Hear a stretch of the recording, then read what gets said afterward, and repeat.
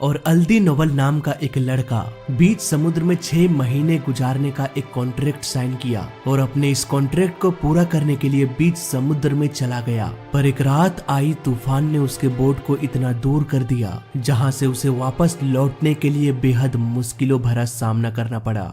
साल का एक इंडोनेशियन लड़का अल्दी नोवल जो कि अपनी जिंदगी का पालन पोषण करने के लिए समुद्र में मछलियों को पकड़ने का काम किया करता था। उसके पास खुद का एक छोटा सा नाव भी था जिसे इंडोनेशिया में रोंगपोंग भी कहा जाता है। ये रोंगपोंग एक तरह से तैरता हुआ जहाज है जिस पर ना तो किसी तरह की मोटर लगी होती है और ना ही नाव को चलाने के लिए कोई पेंडल, बस सिर्फ ये पानी और हवा के बहाव में ही बहती रहती है। नोवल भी इसी रोंगपोंग का इस्तेमाल मछलियां पकड़ने के लिए करता था और इसी मछलियों को बेचकर वो अपनी जिंदगी गुजारता था। पर थोड़े से पैसे के लालच के लिए उसने अपने दोस्त से एक कॉन्ट्रैक्ट साइन किया। इस कॉन्ट्रैक्ट के हिसाब से लगातार नोवल को 6 महीने समुद्र में गुजारना था। उसके लिए ये कोई बड़ी बात नहीं थी क्योंकि वो अक्सर मछलियां पकड़ने के लिए महीनों भर समुद्र में गुजारा करता था। पर कहते हैं ना कि समुद्र के आगे किसी की भी नहीं चलती।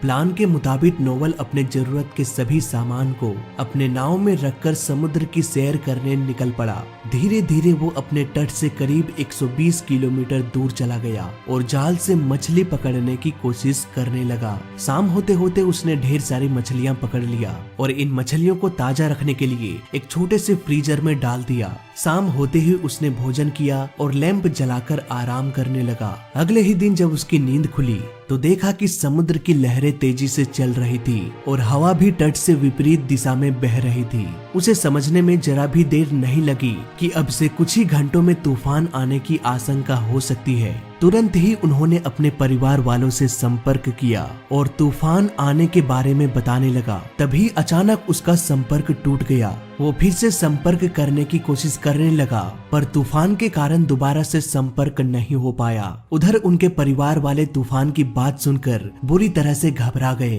क्योंकि उसने अपना एग्जैक्ट लोकेशन नहीं बताया था। हम इंसान टेक्निकली काफी एडवांस तो हो चुके थे लेकिन उसके बोट में लाइव ट्रैकिंग का फैसिलिटी अवेलेबल नहीं था जिससे कि उसे जल्द से जल्द ढूंढा जा सकता था। उधर नोवल का बोट बहते हुए तट से दूर जा रहा था। किसी तरह से वो तूफान से तो बच गया पर अब उसे इस विशाल समुद्र में डर लगने लगा क्योंकि अब वो अपने तट से दूर निकल चुका था जहां से वापस लौटना बेहद मुश्किल लग रहा था और जिस दिशा में उसकी बोट बह रही थी उस दिशा से शहर कोसों दूर था। इस दूरी के कारण कई दिनों तक उसे समुद्र में ही रहना पड़ सकता था। किसी तरह से वो एक दिन तो गुजार लिया पर रात में लैंप जलाने के लिए जो माचिस था वो पूरी तरह से भीग चुका था। उसके पास मछली पकाने के लिए भी कोई और संसाधन नहीं था। भूखा होने के कारण वो मछली कच्चा ही चबाने लगा। समय गुजरने के साथ साथ उसकी बोट और भी गहराइयों में जा रही थी। उसके पास खाने पीने का सामान भी धीरे धीरे खत्म होता जा रहा था। इसी तरह करीब 5 दिन गुजर गया।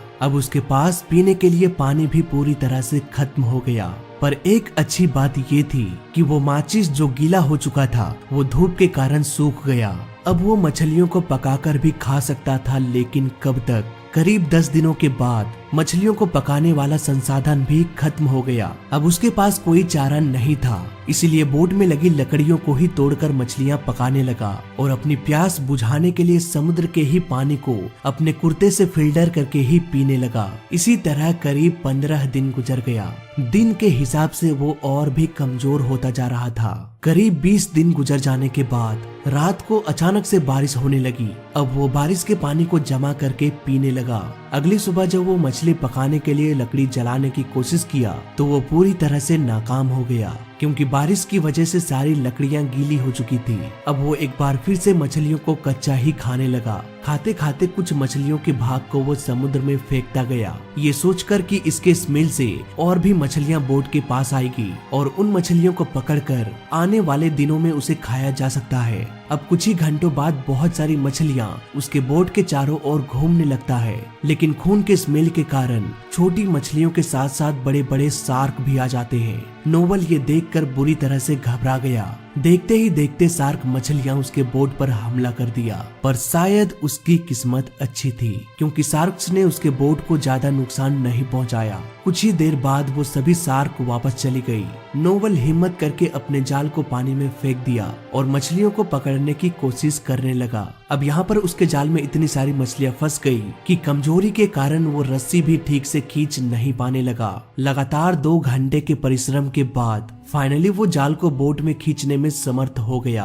अब खाने के लिए भी काफी सारी मछलियां थी, लेकिन सबसे बड़ी प्रॉब्लम थी पीने का पानी। बारिश का पानी लगभग खत्म होने चला था, बस कुछ ही घूंट पानी बचा हुआ था। दिन गुजरे, हफ्ते गुजरे और इसी तरह करीब 40 दिन गुजर गया। अब नोवेल इतने दिनों में पूरी तरह से कमजोर हो गया, इतना कमजोर कि उससे उठा भी नहीं जा रहा था। तभी उसे दूर से एक कार्गो शिप गुजरता हुआ दिखाई दिया। वो जोर जोर से चिल्लाने लगा, पर इतने विशाल समुद्र में उसकी बोट इतनी छोटी दिखाई दे रही थी कि कार्गो शिप में बैठे कोई भी शख्स उसे देख नहीं पाया और शिप नोवेल के बोट को अनदेखा करते हुए आगे की ओर निकल गया। शिप को देखकर तो इतना अंदाजा लग गया कि आसपास जरूर कोई शहर होगा, इसीलिए तो वो कार्गो शिप उधर से आ रही थी। अब उसके अंदर अलग से एक जोश आ गया और अब वो अपना रेडियो फिर से ठीक करने लगा, पर लाख कोशिशों के बावजूद भी वो किसी से संपर्क स्थापित नहीं कर पाया। करीब 48 दिन गुजर जाने के बाद